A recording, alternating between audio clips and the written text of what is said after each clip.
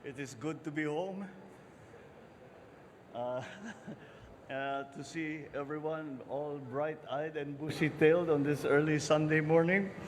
Nagising kayo ng maaga, sorry na lang, but ganun yung flight schedule namin.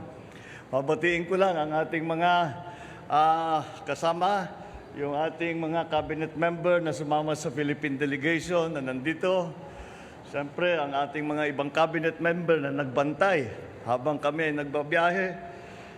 Vice President Sara Duterte. Nandyan PC.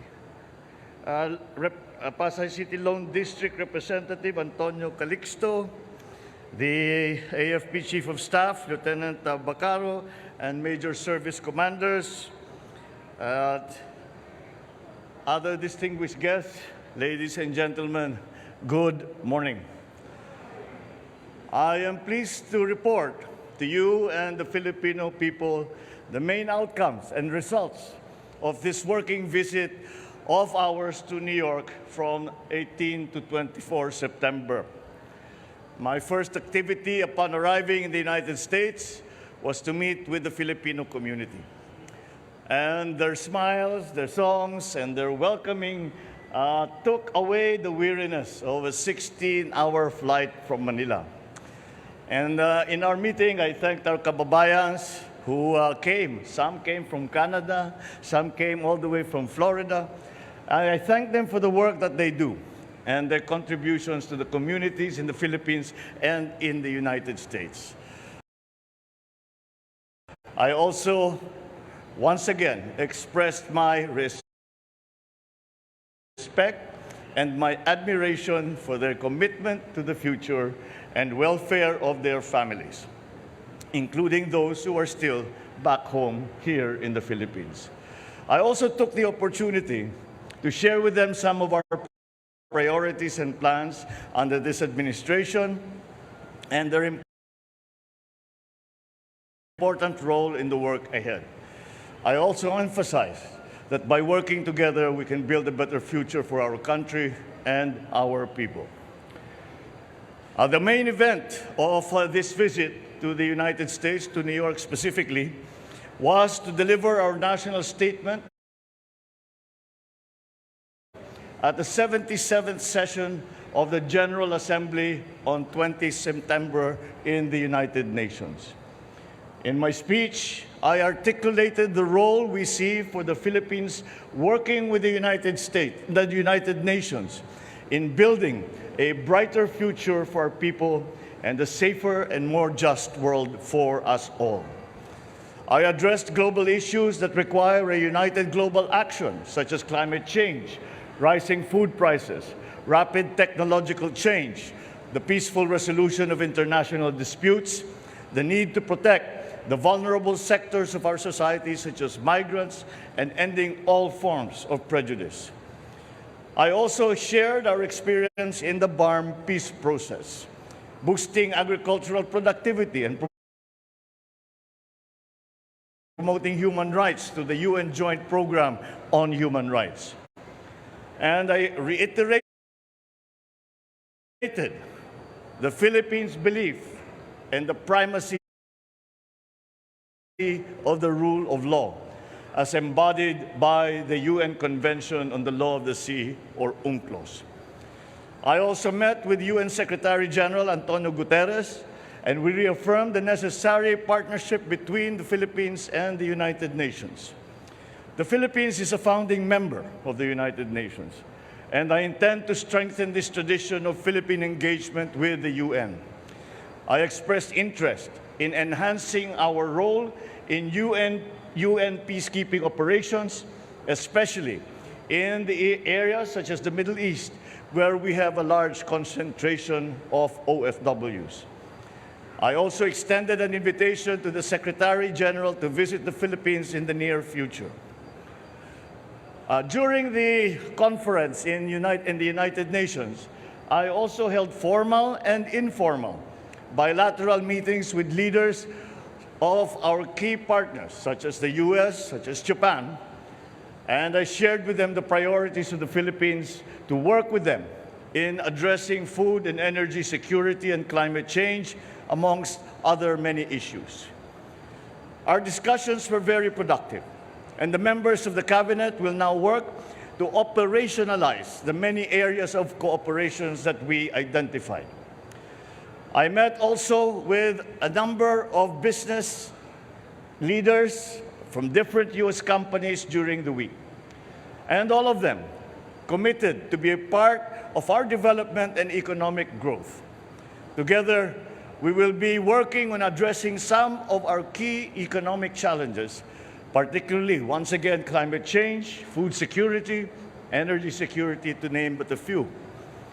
There will be, I believe, good news to share in the next few months, particularly in terms of their plans to expand and further broaden their investment footprint in our country. Our discussion with the U.S. business community affirms the optimism with which international investors view the Philippines today.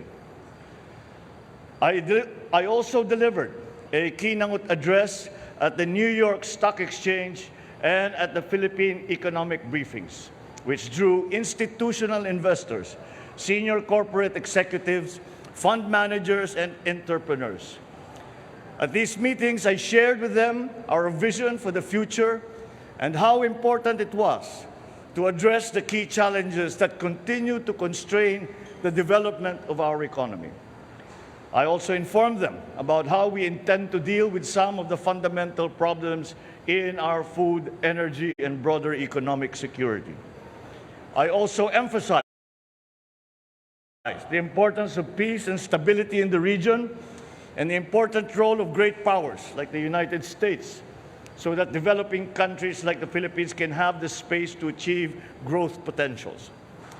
It was thus an honor to ring the closing bell on the trading floor of the New York Stock Exchange at exactly 4 p.m. in the afternoon of September 19th.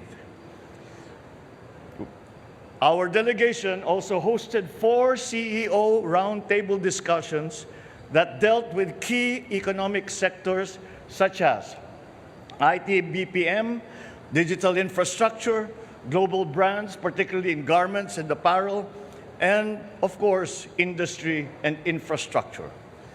I was joined by the economic managers and other cabinet members in brainstorming with these U.S. companies, some already present and others intending to be in the Philippines. We identified the opportunities and challenges to our achieving our common objectives of growth and development in various areas. I thank them for their candid and constructive comments, and I look forward to working with them on the issues and agreements that we identified.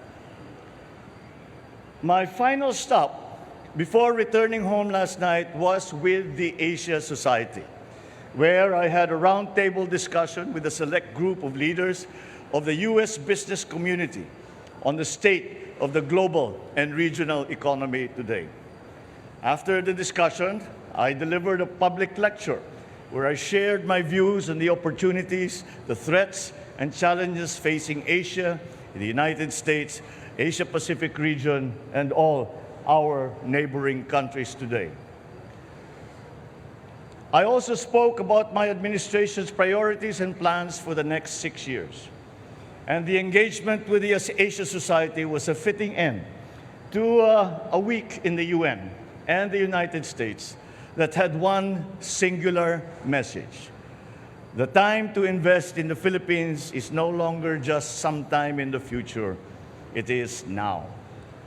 We in the Philippine delegation are one in our assessment that the work done in this trip serves as a good start for opportunities identified to be made into programs and projects to benefit the Philippines and our countrymen. And so the work continues, but I am happy to report that we have had a very good and strong start to our